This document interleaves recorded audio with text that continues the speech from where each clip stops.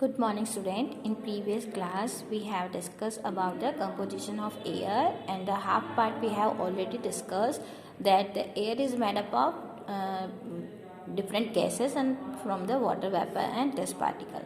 So we have already discussed about the water vapor, about the oxygen and nitrogen.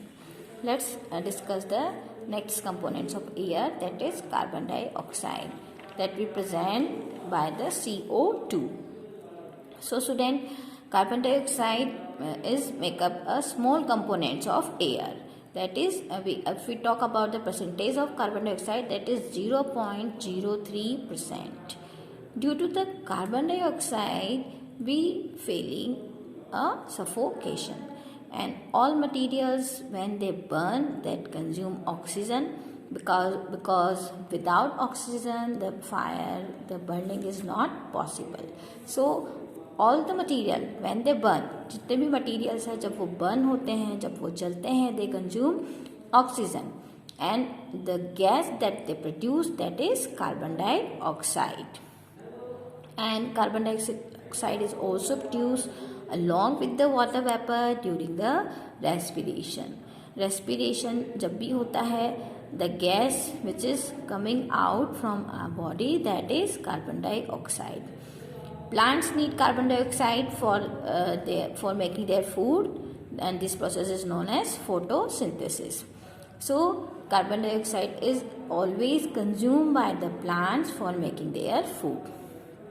Next is dust and smoke.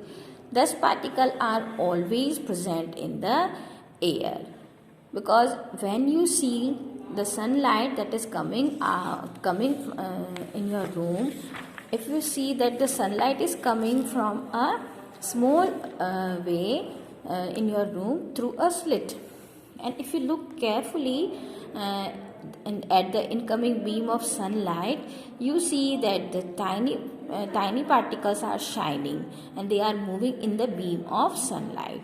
So we can say these particles are made up of dust, and these particles are known as dust particles. So we can say the air always contain dust particle, and the presence of dust particle in air, that is varies means that is different from time to time and from place to place. So in a conclusion, we can say that air contains some gases, water vapor and dust particle. And the gases that found in the composition of air, that is nitrogen, oxygen, and small amount of carbon dioxide and many other gases. So there may be some variation in the composition of air from place to place. So if we see that air contain mostly nitrogen and oxygen. In fact, these two gases together make up 99% of the air, because nitrogen is present 78% and oxygen is about 21%. So we can say these two gases together make up 99% of the air, composition of air, and then remaining 1% is constituted by carbon dioxide and few other gases and water vapor. So 78% is nitrogen, 21% is oxygen, and 1% is carbon dioxide, water vapor and other gases. So here is the composition of air. So student, how does oxygen become available to animals and plants that living in the water and soil? For this, if we take some water in a glass or in a metal container, and if we heat it slowly on a tripod stand, किसी भी container में water लेके जब आप उसको boil करोगे, then after some time you see that the inner surface of the container there are tiny bubbles in the inside. So from where these bubbles come? These bubbles come from the air that is dissolved in a water. जब भी हम water को heat करते हैं, inner surface पे हम bubbles देखते हैं, तो ये बबल्स किसकी बनी होती है? These bubbles are made up from the air. So we can say the animals that live in a water, they use the air, they use the oxygen that is dissolved in the water. But the organisms that live in the soil, they also need oxygen to respire. So how do they get the air which they need for the respiration?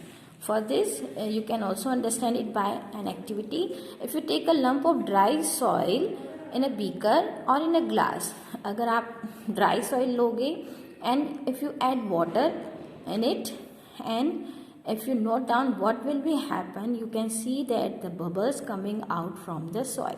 जब भी आप dry soil में पानी डालते हो तो आपको bubbles दिखते हैं. So these bubbles indicate that there is a presence of air in the soil. Because when the water is poured on the lump of soil, it displays the air which is seen in the form of bubbles. So the organisms that live inside the soil and the plants that plant root that respire in the air. So students, some animals that live in the soil, they make their burrows and hole in a soil, and these burrows also make space available for air to move in and out from the soil. And when there is a rain heavily, water fills up all the space that occupied by the air in the soil. So in this situation, the animals that living in the soil, they have to come out for the respiration. So then, have you ever wondered why all the oxygen of atmosphere does not get used up through a large number of organisms are consuming it? Atmosphere में जितनी भी oxygen है वो ख़त्म क्यों नहीं हो रही है? क्योंकि उसको लार्ज क्वांटिटी पे यूज़ करा जा रहा है by the organism. So who is responsible for the refilling the oxygen in the atmosphere? So in the next topic we will discuss about this. So how the oxygen in the atmosphere replaced? Student, you know that the plants make their own food by the process of photosynthesis, and by the photosynthesis oxygen is produced, and plant also consume oxygen for the respiration, but they produce more by the process of photosynthesis. So we can say plant produce oxygen. And we know that the animals are not able to live without the oxygen, and the balance of oxygen and carbon dioxide in the atmosphere is maintained through respiration in plants and animals and by the photosynthesis in the plants. So we can say this shows the interdependence of plants and animals. So we can say the air is very important for plants and animals and human beings. So there are so many uses of air. If we talk about the uses of air, we can say the wind